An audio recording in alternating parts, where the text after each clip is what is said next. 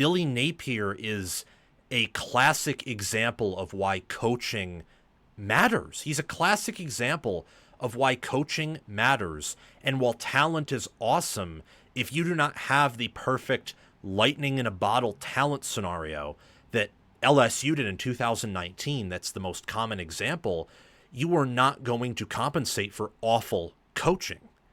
DJ Lagway threw 5 interceptions, and that is what cost Florida a game that they were in, that was winnable. Florida could have won this game. That's why LSU only won by 10 despite having a pick 6 and a 5-1 turnover advantage.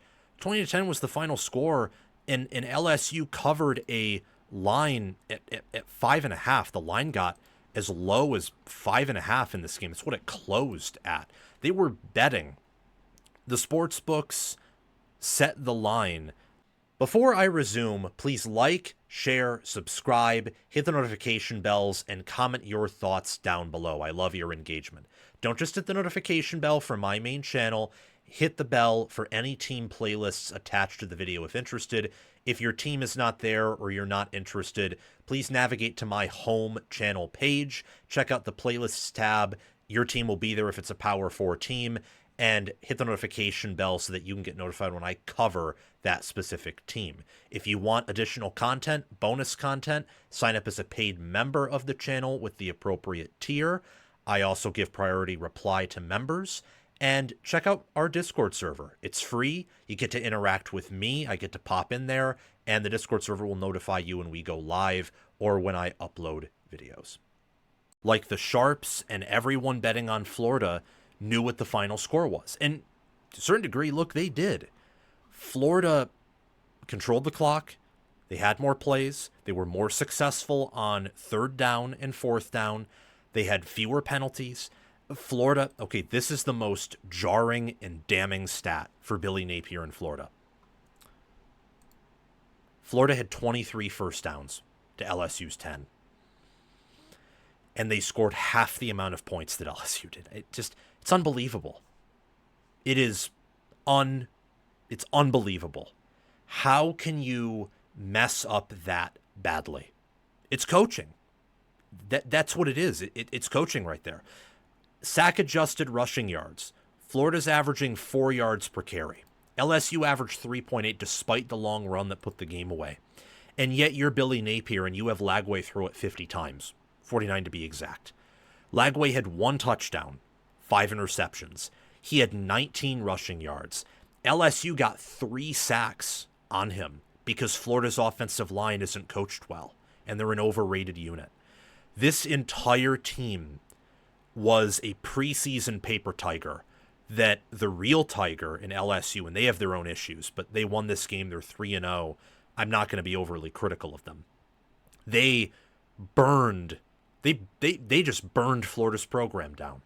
There's no way Billy Napier can recover from this. And the reason why there's no way he can recover from this is you have, again, a 100% power rushing success rate.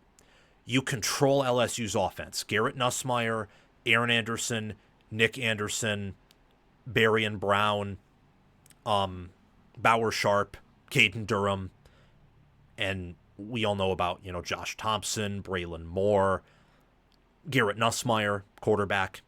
You control them. You have Florida's best defensive players out of the game. Whit Weeks is out of the game. In fact, his brother, too, I think West Weeks at one point, was out of the game. They were out. Whit Weeks was out within the first drive, and you can't do anything with your, super talented preseason number 1, best quarterback in America. You know that phrase annoys me so much. The BIA phrase, best in America. Like, everyone who uses that phrase very early is just, they come across as beyond full of arrogance. And that's what Florida comes across as. So sorry to get a little bit, angry there. But watching this game kind of made me mad from the perspective that I like good football. I hate awful football. And it made me kind of chuckle in the sense that I like it when bad coaches get pummeled. That's what happened here. A bad coach, Billy Napier, who has no business being the head coach of Florida, got pummeled. Brian Kelly coached circles around him, and arguably with a roster that didn't match up well with Florida's, yet won 20-10 at home. So I don't know how Billy Napier survives this. I don't. I mean, the approach that Florida has taken, from their athletic department to their head coach to their players, is rooted in this delusion and arrogance that looking like a bodybuilder and recruiting at a high level is all you need to win football games. It's not. You know how there's people, and I used to be one of these people, that think recruiting isn't super impactful and that having the best coach is what matters and recruiting's overrated. Well, those people they're delusional. These people, the people that really, really loved Florida, like as one of the best teams in America, they are the people who think that bicep veins and doing curls and, benching 225 a certain amount and, having abs and being a blue chip recruit and recruiting blue chip players, and they think that's all that matters. Those people are just as delusional. You average those two extremes out, you get the perfect cocktail. That recruiting matters a ton, but coaching matters a ton. LSU understands this, at least from what I can tell. Florida under Napier and Scott Strickland does not. They have no understanding of that whatsoever. None. I'm watching DJ Lagway throw the football again, and he's trying to just throw it away very casual, like, we always have next time because my Gators and I we're so good. Oh, intercepted. Or I think I have a slant. I have a slant open. Oh, second thought, picked off, pick six. And the tackling effort there is like a one-arm tackle. It's very reminiscent of Jalen Milroe's game against Oklahoma, where Milroe's tackling effort is just like, yeah, you're done. Your team is done. That's Florida. Florida is done as dinner. I would not be shocked if they mailed it in against Miami.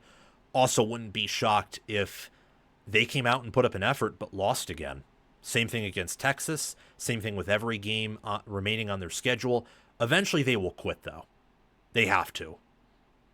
That was a strength about Napier's teams, is they never quit. But eventually when you know your coach is going to get fired, when others are messaging you offers to transfer and earn money, and when you know you're not even going to go bowling despite the preseason hype and, people picking you to go to the playoffs, you eventually mail it in. You have to. Not just because you're looking for greener grass, but even for your own mental health.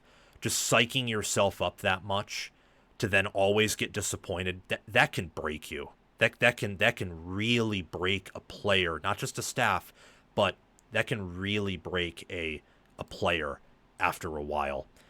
Again, Napier, he's got to go.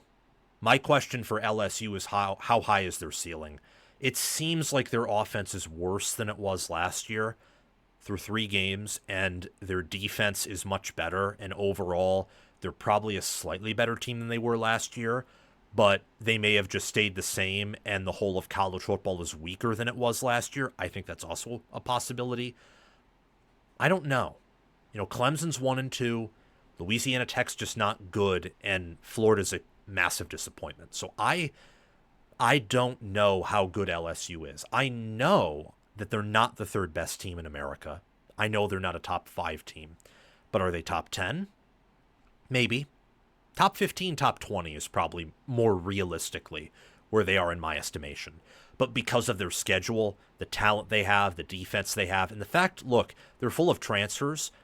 The defense looks like it was purely recruited out of high school. That's how together they are. That's how well Blake Baker has constructed, built, and educated that unit, taught them, coached them. I think the offense has a chance to get better as the year goes on. I think that offensive line, the more it plays together, the better it will get, especially since I think they have some quality depth there. Same at receiver, and I think Nussmeier's fixed some of his turnover issues, so I wouldn't be shocked if LSU looks better and really clicks and hits its stride in October or November. Everyone on their schedule probably can beat them from here on out, outside of southeastern Louisiana, but they can also beat everyone on their schedule. And it's more likely they'll beat everyone on their schedule and go 12-0 than totally implode and go 5-7, in my estimation. So LSU, your outlook is, you survive and advance, and you have to keep finding ways to do that because the expectation for Brian Kelly's job to stay safe, unlike Napier's, which is out the window at this point, inevitably, is to continue to win games. We've already talked about Napier. I don't want to beat a dead horse here. I do think that for Florida people who are skeptical of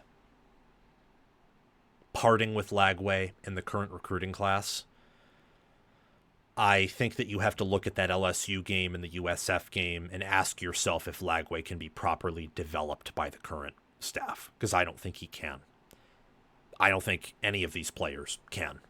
So with that being said, I think you pull the trigger and you have the next head coach not quite announced yet, but you have him recruiting in the background, and you try to get your donors to pay the good players that you have to stay. And I think that's very workable. Florida has money.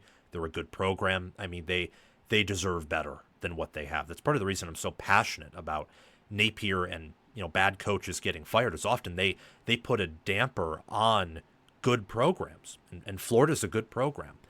I think that for LSU to close off here, Florida obviously is a good defense. I think we knew that after watching this game and before that against USF and even from preseason research.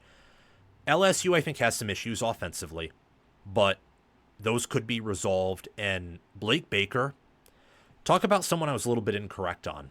I thought that the defense would improve, but not to this degree. Now, part of that might be Florida and Clemson have much worse offenses than I expect. But even outside of that, I've been really impressed with Baker's unit at LSU.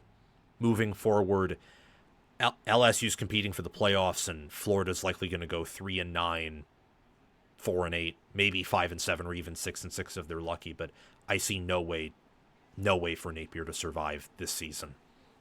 Thank you so much for watching College Football with Sam. Remember to like, share, subscribe, hit the notification bells, and comment your thoughts down below. Again, for the notification bells, don't just hit the bell for my main channel, hit it for any team playlists attached, or if you're not interested in those teams, navigate to my channel homepage, to the playlists tab. There will be a playlist for your favorite team if it's a Power 4 team.